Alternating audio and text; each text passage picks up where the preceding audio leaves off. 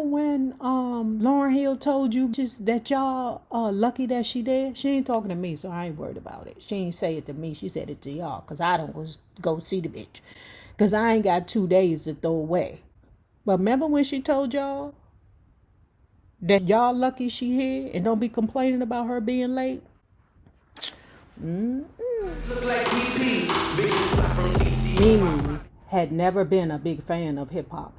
That was the funny part. She knew the bigger names, had heard songs on the radio, and seen videos on MTV, of course. The music was inescapable, but she wasn't totally up on it. Hanging out with Lena changed all that. Hip hop was played at all the parties they'd been going to, and Lena religiously listened to the Funk Master Flex radio mix show. On the rare occasions that Lena drove her Range Rover, she cranked whatever rap CD she'd purchased that week, or a mixed CD of hip hop favorites that she'd burned.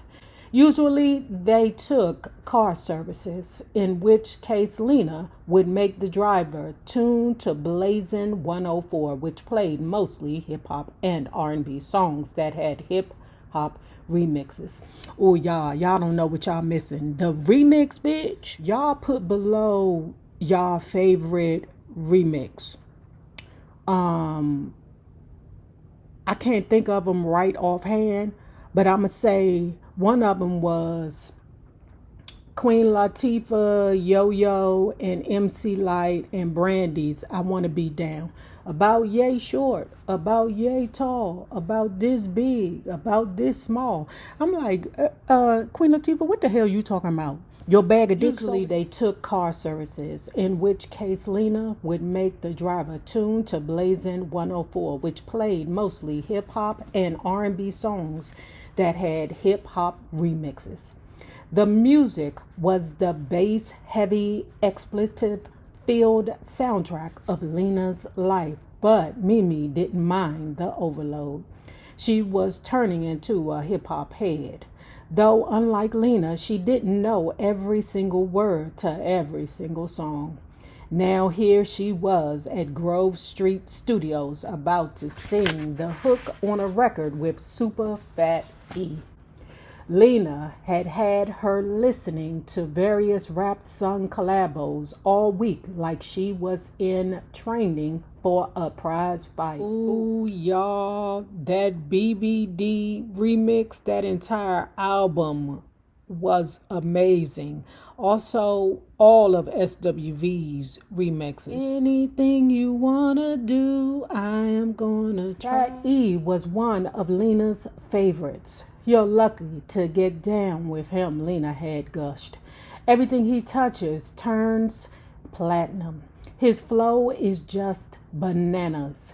Ivan, the studio engineer, poked his head into Studio A. You still in here? Ivan waved for her to follow him, and she did. He opened the door to Studio B, and there was Daryl, sitting at the mixing board with a song playing at an ear-shattering level. Fat E said he'd be here by 9, Ivan said, and disappeared. "Sup, girl?" Daryl said, lowering the volume a smidgen. "You've been in here all this time? I've been waiting for an hour in the other room." "Yeah," he said, not looking up from the mixing board. "I was just about to slide up in there. Just finishing up this other song." He handed her a yellow piece of lined paper with some words scribbled on it. "Your lyrics." Mimi looked at the chorus. It was 5 lines. The first, Gucci, Prada, Dolce Gabbana. The last, I want to be your fly-ass bitch. She couldn't make out the other 3 lines. Daryl's handwriting was so bad it didn't matter what they said because she didn't like that line at all. "I want to be your fly-ass bitch. You actually want me to say that?" "I guess so," Daryl answered crisply. "I wrote it." He snatched the page back, saying, "We might change it depending on Fat E's part." The ink was barely dry on her contract, but Daryl had already cultivated a strong dislike for her. So we said that these characters are uh, record executives at different points in their life. Like at this point right now, this Daryl reminds me of an up and coming Diddy. Some of y'all said it might be Chris Lighty. We don't know. The ink was barely dry on her contract, but Daryl had already cultivated a strong dislike for her. His reasons were threefold. For one, she was a performer who'd eventually enjoy more attention than he ever would as a behind the scenes producer. Secondly, she was poised to become Lamont's newest darling. And lastly, and most gravely, Mimi was tall and pretty. Too tall and too pretty. He couldn't front. She was a true dime piece, just the kind of hottie who would never give him any pustanka under any circumstances. Altogether, these observations made Daryl so mad he felt like karate chopping a wooden block in one forceful blow. Hi-ya! But in the studio, he was the boss. On that point, they needed to be clear. Following Daryl into Studio A, Mimi wondered why everything he said sounded like a threat. These lyrics were awful, but trying to press the issue would only anger him further. If Lena were here, she'd no doubt be saying how hot these lyrics were. The other songs they'd listened to had lines like that. She'd just have to cooperate and do her best. Anyway, it wasn't her song. It was Super Fat Ease, and it wasn't going on her album. It was for this soundtrack. Her album was going to be completely different. As soon as Daryl settled in, she nervously pulled out her songbook and showed it to him. You wrote all this? Daryl asked, noticing that all the pages were filled. Yeah, Mimi said, teetering on the edge of the couch. I had 5 other books, but I recopied my favorite into this one. Swiveling back and forth in the chair in front of the mixing board, Daryl skimmed the lyrics of the first song, Like a Dream, corny. He turned to the next page and checked out Soul Cry. Cornier. He read the chorus of On the Inside and without looking at another page decided it was the corniest of all the songs she'd written. You trying to be the Black Celine Dion or something? No, Mimi snapped, wanting to grab the book back. Are these songs you want to record for your album? Daryl asked, using his long pinky nail to satisfy an itch between his cornrows. Ugh! I be thinking when men be having long nails, that be the most disgustingest shit. Ugh, that's disgusting. Ugh, what are you doing? Picking boogers with that finger? Are these songs you want to record for your album? Daryl asked, using his long pinky nail to satisfy an itch between his cornrows. Or you just showing me these 'cause you want me to know you right?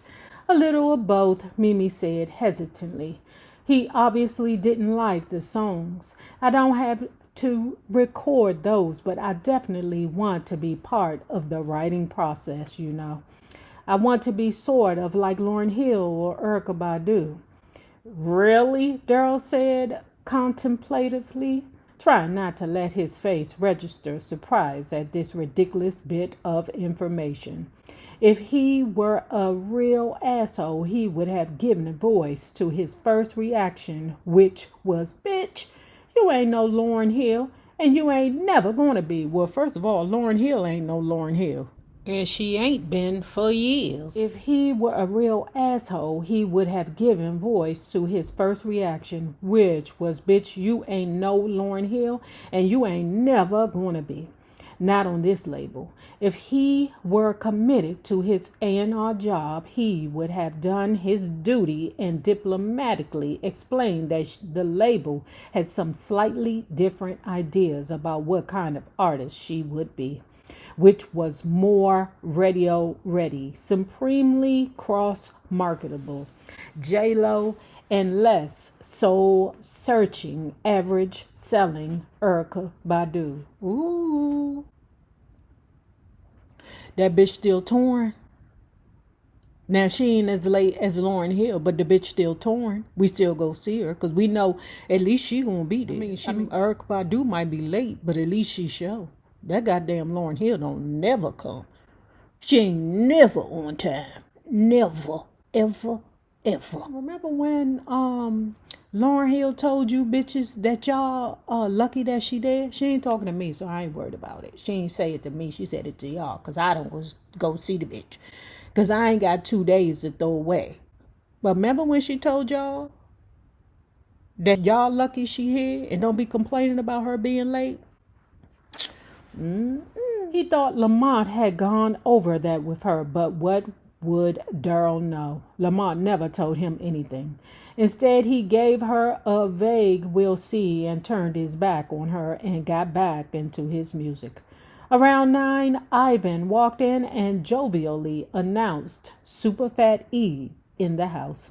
As Superfat E bounded through the narrow studio doors, the literal meaning of his name became instantly clear. Super Fatty.